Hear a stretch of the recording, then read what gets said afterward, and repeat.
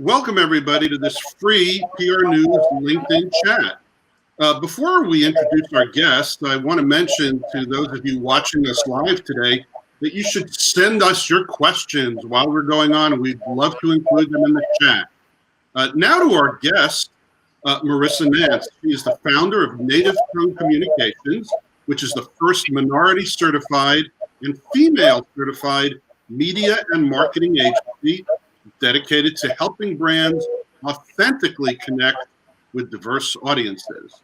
She has nearly 30 years of experience across a slew of industries, including autos, financial, retail, pharma, and technology. She's worked on several iconic campaigns. Maybe we'll ask her about these, including integrating FedEx into the film Castaway. She helped Mark Burnett develop and launch Survivor.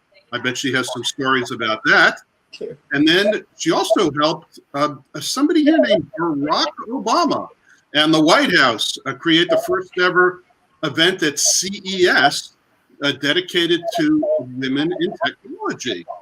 And a part of Marissa's mission, and the reason we have her here today, is partly because she wants to make marketing and advertising more meaningful and just for consumers of color.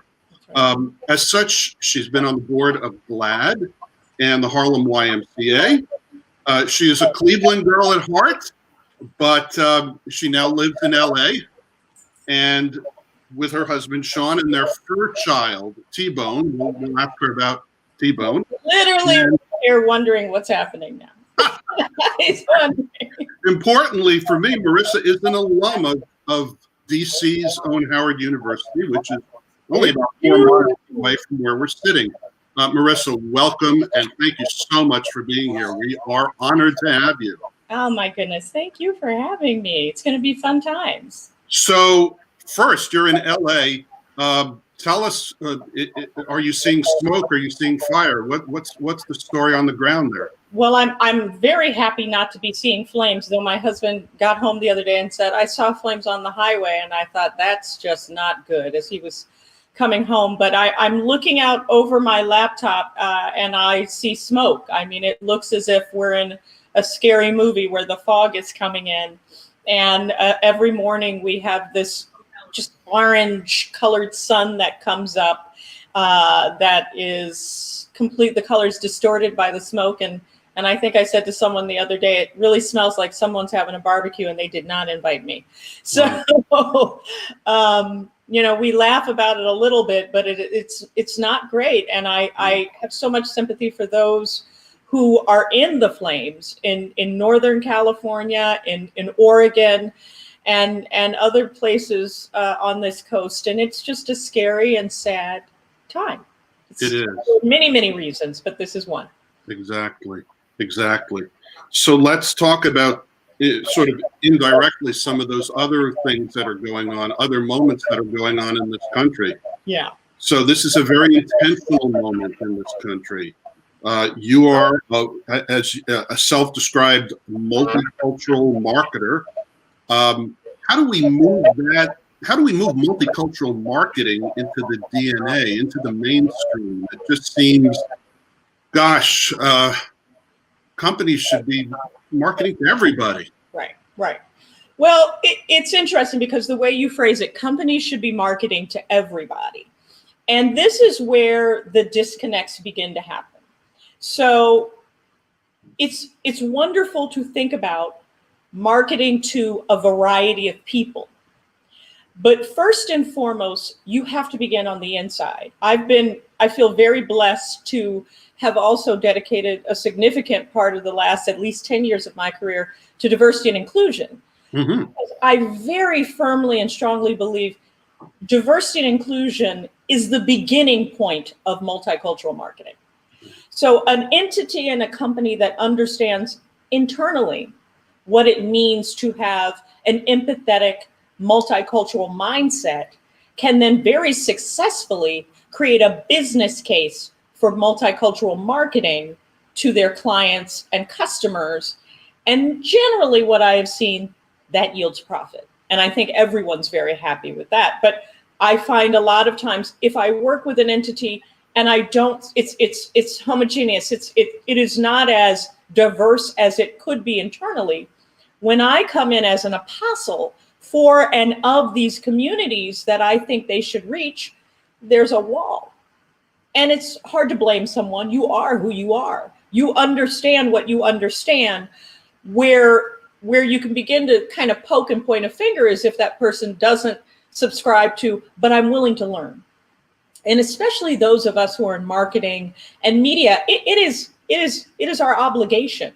What did Charles Barkley say? I'm not a role model, but I think people in marketing and media are the original role models, tastemakers, and influencers behind the scenes. And if we're not willing to step up and in and be the voice of these communities who don't have a voice, then they never will.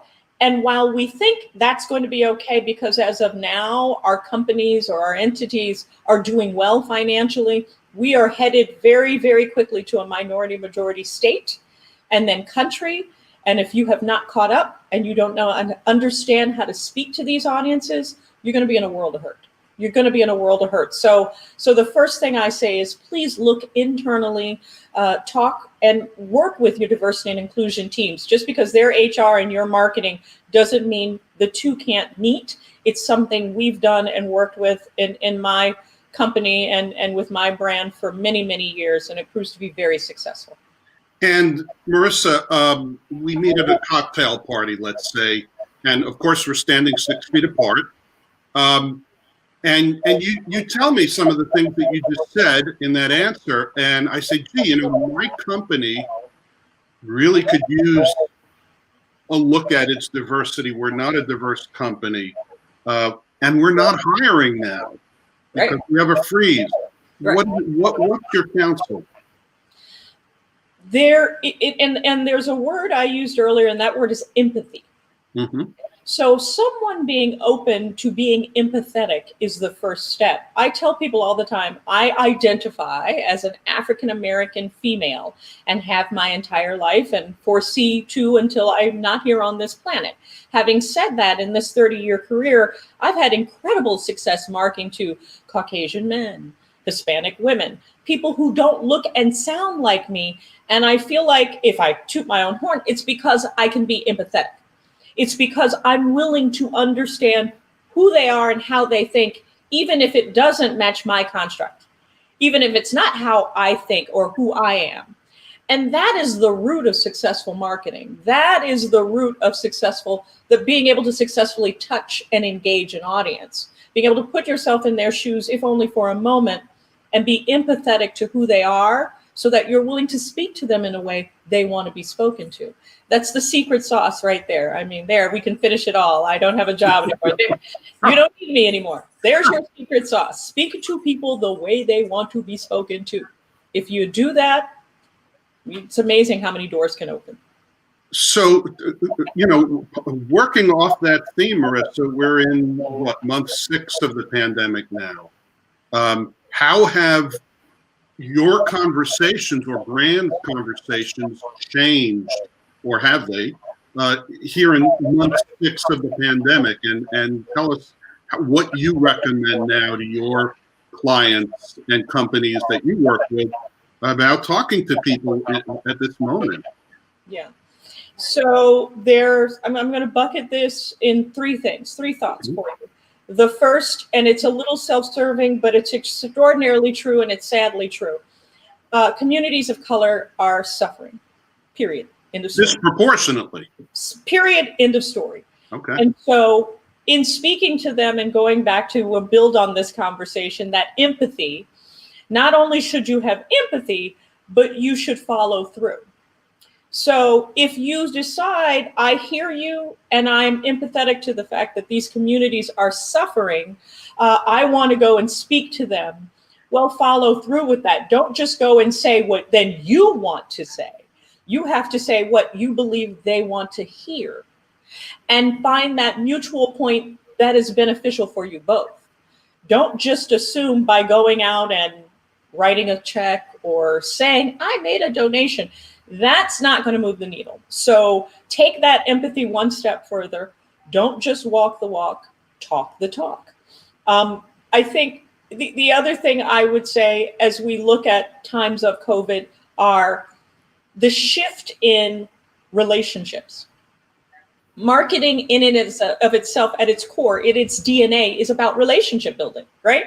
Whether it be intimate or digitally, which can be intimate, I guess is where I'm heading. So understanding how you can shift your intimacies with your consumers and your clients. In multicultural marketing, it overserves with engagement and experiential and events. That's just a place where communities of color, again, feel more like a community when they're together. If you can't do that in times of COVID, we're working to find ways that you can still have that intimate sense of community and connection, more than 6 feet, digitally, even around the world and around the globe, and make people feel heard and seen, even if they are in their house. And I think the third bucket, I would say, and this is probably for any time, but especially now, is patience. You're not going to see what you want to see, perhaps, certainly not overnight, and maybe in the time you used to or generally would have seen it with your marketing results, KPI and ROI.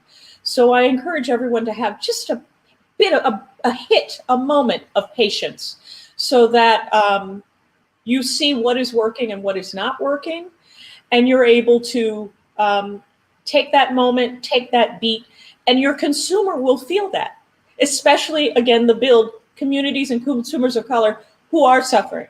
They will feel you take that beat through that empathy and understand what you're doing is intimate and personal, and they can have an authentic and truthful connection with you and your brand.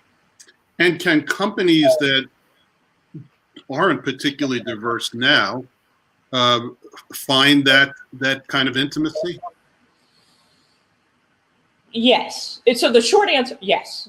Is it possible to do what I just described? Yes. Again, with patience, with the right people. So see, everything in life goes round and round and round, and it goes back to either bringing the right people to the table, right? That's the expression. So internally, you may say you don't have a diverse workforce, but have you really looked? Have you really opened your eyes to see the level of skill and workforce you have at your disposal that you can lean into in these times? I know you're not hiring, but who is there that you can lean into? There may be a hidden gem you never knew, you never thought to consider. And then there are, and there's been a lot of conversation about this, especially in our world in marketing and advertising, and the lack of representation in such. And I'm not going to pretend to sugarcoat anything. It is absolutely true. I tell people the name of my memoir would be The Only Chip in the Cookie, because there were many, many rooms and many, many times I was that only chip. But I exist, and I take a pride in the fact that Native Tongue, we are a tapestry of chips. We are a tapestry of chips and opinions and mindset and ideas and opinions and expertise and skill set. So if you seek, you'll find not just a Native Tongue, but I know many, many others who are out there. We could spend all of our time, and I could give you a list of these wonderful organizations that are run for, by, and about people of color that can be that support and that stepping stone and that assistance a company would need. You know, it's, as you know, it's Hispanic Heritage Month, and I know that you are a multicultural marketer, and I know you've worked in the Latinx market.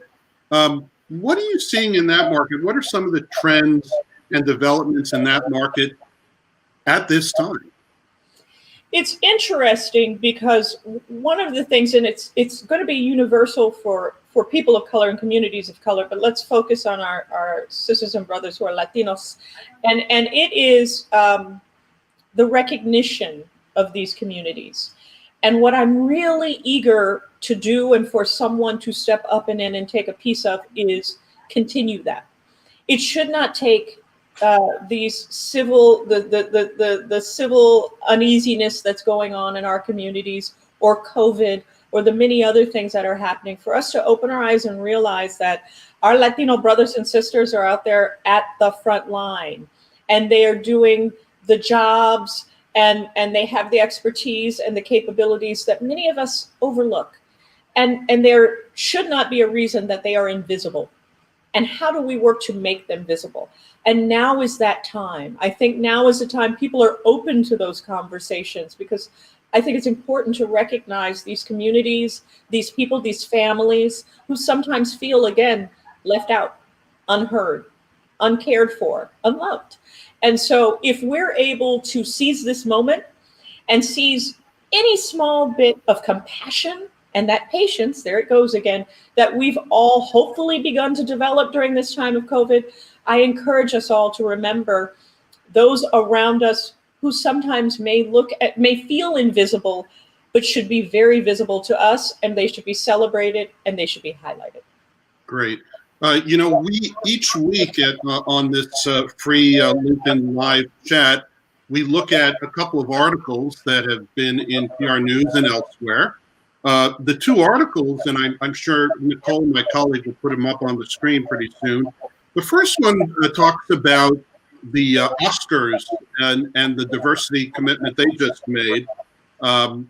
And I know you're out in LA, and I know you used to work with Mark Burnett, and so you're very, very aware of the Oscars and its problem with diversity and inclusion.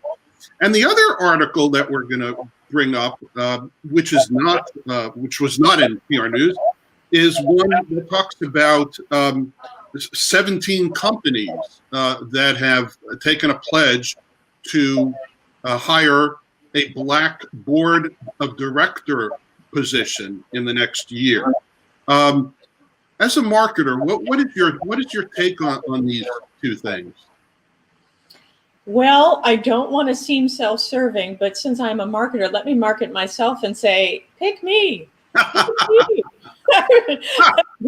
Pick me. I'm happy to sit. I would be a fabulous addition, a valuable and fabulous addition to anyone's board. So let me pick me. Oh. But now, moving past that, I am a marketer. So let me market myself. But let's start with, let's stay on the board for a moment. And I love a build in a conversation, right? So a few minutes ago, we talked about, will this continue to ring true? We're in a time of COVID, and many of us are saying a lot of things because we feel like we have to. And especially now that we've gone to these civil engagements that are happening and Black Lives Matter and many conversations that are echoing and swirling around us. And so we've got a lot of companies that are saying, we're going to do this. And in my diversity and inclusion work, we work with two words. We work with recruitment, that's very obvious, but probably the more important word is retainment. It's a word I've made up, right? You've got recruitment and you've got retainment. And I can't tell you the number of times I've had a conversation with someone who said, I was put in this great place, or what I thought was going to be a great place or position, and I never once felt welcomed or involved or appreciated or wanted. Let's end with the most important word, wanted. So you make this pledge, and it's a fantastic one to make, but walking the walk versus talking the talk, there's the rub. So if you make this pledge, and thank you again, companies, but what do we do to make sure when that person joins the board, they don't feel diminished, they don't feel isolated, they don't feel alienated, and they certainly don't feel like someone's saying on the board, they're only here because. That's the issue. And there have been many times in my life, someone has said, she's only here because. Right. And you went through, and I got a rosy cheek when you listed all of my accomplishments, and that's just a portion of them, frankly. But still, she's only here because. So I encourage each of those companies and all of those boards to have a game plan. Anyone should have a game plan. A lot of people who know me know I come from a family of professional athletes. So my dad played football. I have an uncle, distant cousin who's playing on the Cavs now. Go Cleveland, go Cavs. So it's all about having that game plan, right? Knowing what you're going to do when you're back on the court, knowing what you're going to do when you're back on the field. That's why you take the time out and go to the sideline. So the coach tells you, this is our next play. You don't just decide to keep going, every once in a while there's an audible, but you don't just decide to keep going. You try to have that plan of action. So if you're going to do it, please have a plan of action so that these folks feel welcomed. Great. We have 1 minute left, Marissa. Thank you so much for being here. We have an audience question. Thank you, audience member. The audience member asks, kind of like what we talked about at the very beginning, this moment of intention. Do you think now is finally the time when companies will, in fact, be more diverse and be more diverse in their marketing efforts? Do you think this time is a time to grab on? This is not my first time. So if this were my first time going through an environment and this season of change like this, then I would say, well, I sure hope so, Seth. It's feeling really great to me. Because this is literally my third or fourth time to go through these kinds of conversations, perhaps not at this scale because of everything that's going on. I say again, it's one thing to say you will do it. It's one thing to say, I recognize this and I don't want to be on the wrong side of history here, so we're going to make these changes. But when I check in as little as 3 to 6 months, you'd be amazed at, well, we intended to do it, but we couldn't find anyone. We did do it, but the person left already. Oh, we were planning to do it, but we had budget cuts and the budget needed to go over here. There will be many, many excuses. So now is not the time to ask that question. We shouldn't ask if now is the time. We should regroup. We should plan to make a plan to get back in 6 months. And you and I should look to see who did what and how it came to fruition. Okay, consider it done. Marissa Nance of Native Tongue Communications, thank you so much. Thank you to our producer, Nicole Schumann, and a large thank you to all of you watching at home. A quick reminder to check back next week for our next free LinkedIn Live session. Also, a couple of brief programming notes. On September 22nd and 23rd, we have the Social Shakeup Show workshops, and then the show itself on October 1st and September 29th, or I should have said September 29th through October 1st.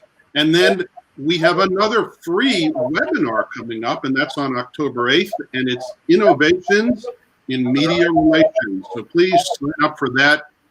Have a wonderful rest of the day. Stay safe, stay healthy.